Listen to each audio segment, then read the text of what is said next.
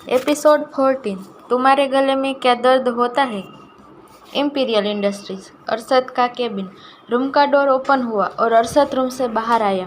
उसकी नज़र सोफे पर सो रही अनन्या पर गई और वो उसके पास आकर सोफे पर बैठ गया। एक नज़र टेबल पर लगे खाने को देखने के बाद उसने अनन्या के सिर पर हाथ फेरते हुए कहा, अन्या। उसकी आवाज़ सुनते ही अनन्या ने अधखुली आंखों से उसे देखा और फिर आंख मसलते हुए वो उठकर सोफे पर बैठ गई। तो अरशद उसकी लटों को ठीक करते हुए बोला, तुम फ्रेश हो जाओ, हमें डिनर के लिए होटल जाना है। होटल? क्यों? अनन्या ने पूछा तो अरशद बोला, रिवांश ने हमें डिनर के लिए इनवाइट किया है। इस पर उसने सिर हिलाया और वॉशरूम में चली गई। जब वो बाहर आई तो अरशद फ़ोन पर बात कर रहा था। अनन्या ने अपना बैग उठाया और दरवाजे के पास खड़ी होकर उसका वेट करने लगी। उसने ड्रेस चेंज नहीं की थी, बस अपने बाल संवार लिए थे। अरशद ने फ़ोन पॉकेट में रखा और उसके पास जाते हुए बोला, तुम्हारा हाथ कैसा है? तो अनन्या अपना हाथ उसको दिखाते हुए बोली, ये ठीक है, दर्द नहीं हो रहा। हाँ, कल कॉलेज से डायरेक्ट ऑफिस आ जाना, कहते हुए अरशद लिफ्ट की तरफ जाने लगा। अनन्या ने सवाल नहीं किया और उसके पीछे जाने लगी। Ground floor. श्याम ने पहले ही कार बिल्डिंग के एंट्रेंस पर लगा दी थी। उनके साथ डेनियल भी मौजूद था।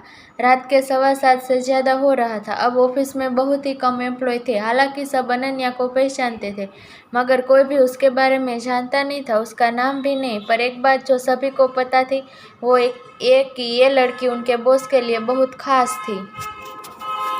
अरशद अनन्या को बाहर आता देख डेनियल और श्याम ने बैक सीट का दोनों डोर ओपन कर दिया। अनन्या अरशद के साथ बैठ गई। श्याम ने कार होटल की तरफ घुमा ली।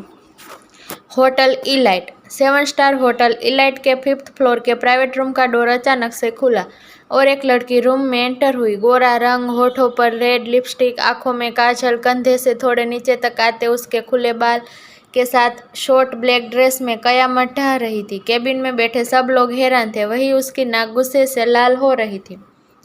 रिवांश उसे अचानक से वहां देखकर हैरान था। तभी उसकी बगल में बैठी लड़की ने कहा, रिवांश, तुम जानते हो ये मीटिंग कितनी कॉन्फिडेंशियल, फिर भी तुम किसी को बिना परमिशन के अंदर कैसे आने दे सकते हो?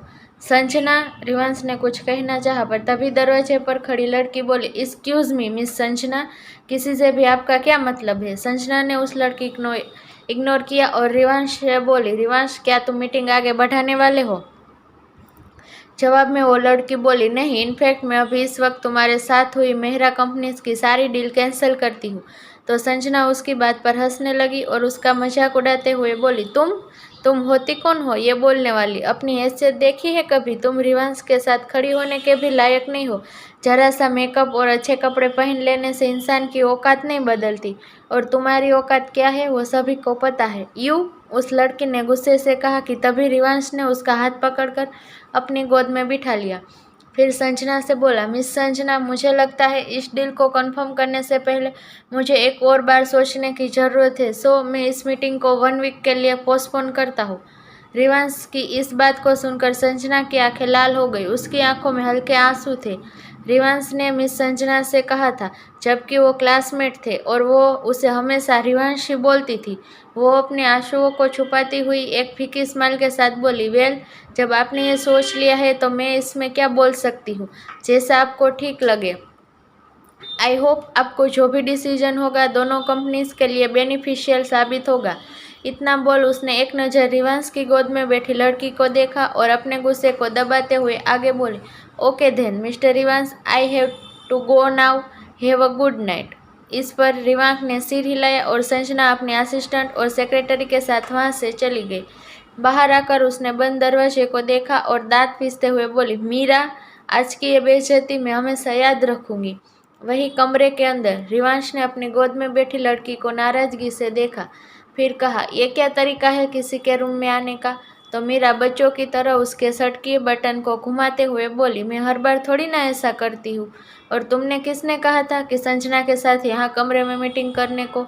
अगर वो तुम्हें ड्रग्स देकर तुम्हारे साथ कुछ कर लेती तो मेरा क्या होता? यह सोचकर मैं खुद को रोक नहीं पाई। तुम्हें नहीं लगता आजकल तुम कुछ ज़्यादा ही सोचने लगी हो? कहते हुए रिवांश के फेस पर एक स्माइल थी। वो उसका मजाक उड़ा रहा था। ये एहसास होते ही मीरा बोली, तुम बहुत बुरे हो, मुझे तुम्हारे साथ नहीं रहना, और उठने की कोशिश करने लगी। तो रिवांश उसे और कसकर अपनी बाहों में जकड़ते हुए बोला, मेरी जान, तुम एक भूखे शेर को नींद से जगाकर बिना उसकी भूख मिटाए यहाँ से जाने को कैसे सोच सकती हो? यह सुनते ही मीरा की आंखें बड़ी हो गई। रिवांश को मुस्कुराता देखो खुद को छुड़ाते हुए बोली, तुम अभी वो सब कैसे सोच सकते हो? तो रिवांश उसे छेड़ते हुए बोला, क्या सब?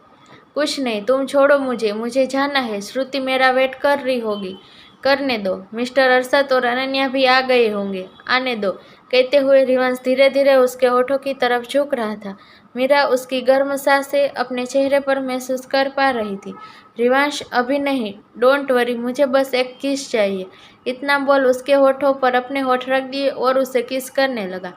मीरा कश्यप फैमिली की दूसरी बेटी है। रिवांश और उसकी पहली मुलाकात 5 साल पहले एक ट्रिप के दौरान हुई थी। डेस्टिनी ने दोनों को इस कदर मिलाया कि आज भी दोनों साथ हैं। अचानक से रूम का डोर ओपन हुआ। मीरा ने जल्दी से रिवांश को धक्का दिया और उठना चाहा, मगर रिवांश ने उसे दूर जाने का मौका ही नहीं दिया।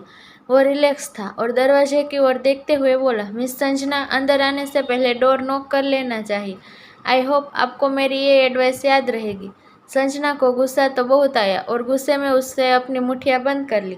फिर हल्की सी स्माइल होठों पर लाती हुई बोली, I am sorry mister Rivansh, actually मेरा फ़ोन मैं गलती से भूल गई थी। इफ़ यू डोंट माइंड, क्या मैं अपना फ़ोन? या ऑफकोर्स, आप अपना फ़ोन ले सकती है, रिवांश ने कहा। इस पर संजना ने अपना सिर हाँ में हिलाया और कमरे के अंदर आकर सोफे पर अपना फ़ोन देखने लगी कि उसकी नज़र मीरा पर गई। मीरा के बाल बिखरे थे, उसकी लिपस्टिक फैल चुकी थी और उसकी ड्रेस भी थोड़ी ऊपर को थी। वहीं रिवांश का एक हाथ मीरा की पीठ और दूसरी हाथ उसकी कमर के थोड़ा नीचे था। उसके होठों पर हल्की सी लिपस्टिक लगी थी। संजना की नज़रें रिवांश पर पाकर मीरा की भौवें तन गई। वो रुडली बोली, मिस संजना, कहीं ऐसा तो नहीं आप जानबूझकर अपना फ़ोन यहीं छोड़ कर गई थी और अब उसे ढूंढने का बहाना बना रही है? संजना का मन हुआ वो अभी मीरा का गला दबा दे, पर अभी तो वो ऐसा बिल्कुल भी नहीं कर सकती थी। इसलिए वो फेक स्माइल के साथ दांत पीसते हुए बोली, मिस मीरा, आपको ऐसा क्यों लगता है? क्योंकि आपका फ़ोन सोफे पर नहीं, कॉफ़ी टेबल पर है, मीरा ने कहा। वो इस वक्त काफ़ी चिड़ी हुई थी। रिवांश ये देख पा रहा था। वो मीरा को अच्छे से जानता था। उसे पता था उसकी मीरा एक मुंहफट और थोड़ी सी घमंडी है, मगर जो उसके करीब है उसके लिए वो एक एंजल की तरह है। सॉरी, मैंने ध्यान नहीं दिया, कहकर संजना ने टेबल से फ़ोन लिया और पैर पटकते हुए रूम से बाहर चली गई। बीच उसे जाता देख मीरा बोली तो रिवांश की आंखें बड़ी हो गई और वो उसे घूरने लगा। तो मीरा मासूम सा फेस बनाते हुए बोली, देखा नहीं तुमने, वो जानबूझकर अपना फ़ोन छोड़ कर गई थी। उसकी नज़र तुम पर है और ये मैं बर्दाश्त नहीं कर सकती। ऐसा कुछ नहीं है, क्या पता वो सच में अपना फ़ोन गलती से भूल गई हो। अभी तुम ये सब छोड़ो और फ्रेश हो जाओ। ओके। रिवांश ने उसे नीचे उतार दिया।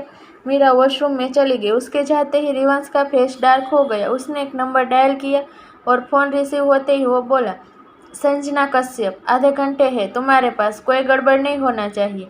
होटल एलाइट के प्राइवेट पार्किंग लॉट में मर्सिडीज मैबेक बेंज आकर पार्क हुई। अरशद अनन्या के साथ बाहर आया। एलाइट होटल पार्टनरशिप के तहत बना था, जिसकी 50% ओनरशिप अरशद के पास थी। फॉर्मल यूनिफॉर्म में 2 लोग पहले से ही उसका वेलकम के लिए खड़े थे। वेलकम सर, वेलकम मैम, उन्होंने ग्रीट करते हुए कहा। हालांकि उनमें से एक की नज़र सिंपल ड्रेस पहनी अनन्या पर थी। दूसरा आदमी, जो इस होटल का मैनेजर था, उसने कहा, सर, मिस्टर सिन्हा आपका वेट कर रहे हैं, अगर आपके पास समय हो तो वो आप। मैनेजर कहते कहते रुक गया। उसके आगे बोलने की हिम्मत ही नहीं हुई। हालांकि अरशद की बात मिस्टर ब्यास से पहले ही हो गई थी। उसने अनन्या की तरफ मुड़ते हुए कहा, 5th floor, room number B367। इतना सुनते ही अनन्या ने उसकी बाजू पकड़ ली। तुम कहाँ जा रहे हो? उसकी आंखों में घबराहट थी। बचपन से लेकर अब तक वो सिर्फ स्कूल और कॉलेज अकेले गई थी। बाकी के सभी काम और कहीं जाने के लिए वो अरशद पर पूरी तरह से डिपेंड हो गई थी। इसी बात को लेकर अरशद अक्सर परेशान रहता था। वो जानता था उसकी अनन्या टैलेंटेड है, मगर उसे हर कदम चलने के लिए उसका साथ चाहिए। अरशद को इससे परेशानी नहीं थी। वो खुद भी खुशी खुशी उसका हर कदम हम कदम बनने को तैयार था। लेकिन क्या होगा जब वो उसके साथ नहीं होगा तो? इसलिए इतनी बड़ी कंपनी के साथ अंडरवर्ल्ड का किंग होते हुए भी वो उसे दूसरे कंपनी में भेज रहा है, ताकि उसकी आन्या अपने कदमों पर बिना उसके सहारे के चल सके। अरशद उसका हाथ छुड़ाते हुए बोला, 5th फ्लोर, रूम नंबर 67। तुम श्रुति को कॉल कर लो, वो रूम के बाहर तुम्हें लेने के लिए आ जाएगी। अनन्या ने जिद नहीं की, वो पहले भी 3-4 बार इस होटल में आ चुकी थी। ठीक है, उसने बुझी आवाज़ में कहा और छोटे छोटे कदमों से वहाँ से जाने लगी। उसने एक बार भी पीछे मुड़कर नहीं देखा। एलिवेटर में आकर 5th फ्लोर का बटन प्रेस कर दिया। बाहर डैनियल मैनेजर से बोला, उसका ध्यान रखना, अगर उसे किसी ने कुछ बोला तो तुम दोबारा कुछ बोलने लायक नहीं बचोगे। यह सुनते ही मैनेजर ने अरशद को देखा। कुछ देर पहले जो नमी और प्यार उसके फेस पर था, अब उसका कहीं नामो निशान नहीं बचा था। बिना वक्त गवाए मैनेजर उल्टे पैर एलिवेटर की तरफ भाग गया। 5th floor. अनन्या जैसे ही एलिवेटर से बाहर आई और रूम नंबर B367 की तरफ जाने लगी। अनन्या, क्या ये तुम हो? अनन्या इस आवाज़ को अच्छे से जानती थी, ये ईशान था। रुकने की बजाय वो लंबे लंबे कदमों से वो रूम की ओर जाने लगी कि ईशान अचानक से उसके सामने आ गया। तुम मुझसे बचकर भागने की सोच रही थी? अनन्या ने उसकी तरफ नहीं देखा, वो साइड से आगे जाने लगी। ईशान फिर उसका रास्ता रोकते हुए बोला, अरे यार, तुम तो बड़ी अजीब हो। मैं यहाँ तुमसे बात करने की कोशिश कर रहा हूँ और तुम हो कि मुझे इग्नोर किए जा रही हो। इस पर अनन्या ने उसे देखा और धीरे से बोली, सामने से हटो। तो ईशान स्माइल करते हुए बोला, बस यही जो तुम्हारी आवाज़ है ना, जब तक मैं सुन न लूँ मुझे चैन नहीं मिलता। ऐसा लगता है कि मैं किसी मशीन से बात कर रहा हूँ। वैसे तुमने बताया नहीं, तुम इतना कम क्यों बोलती हो? ज़्यादा बोलने से तुम्हारे गले में दर्द होता है क्या? दर्द? नहीं तो नहीं। अनन्या हड़बड़ा गई। उसे सच में ज़्यादा बोलने पर दर्द होता था, मगर ये बात वो किसी को कैसे मालूम होने दे सकती है?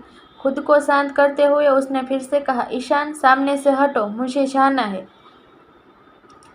पहले तो ईशान ने उसे कुछ सेकंड देखा, फिर शक करते हुए बोला, जाना है? मगर कहाँ? और तुम इस होटल में क्या कर रही हो? तुम्हारे पास पहनने को महंगे कपड़े नहीं, मेडिसिन के लिए तुम मुझे 100 रुपये देती हो और डिनर के लिए तुम 7 स्टार होटल में आती हो। सच में? तुम यहाँ किसके साथ आई हो? सच सच बताओ। अनन्या ने उसे घूर कर देखा। तभी पीछे से आते हुए मैनेजर बोला, मैम, रूम नंबर B367 आगे से लेफ्ट साइड है। Room number B367? ये तो इस होटल के सबसे महंगे कमरों में से एक है। इसका मतलब इसका बॉयफ्रेंड जरूर कोई बड़ा आदमी होगा। ईशान मन में ये सोच रहा था। इस बात का फ़ायदा उठाकर अनन्या आगे निकल गई। तो आगे इस कहानी में क्या होता है जानने के लिए सुनते रहिए माय डेविल्स इनोसेंट लव।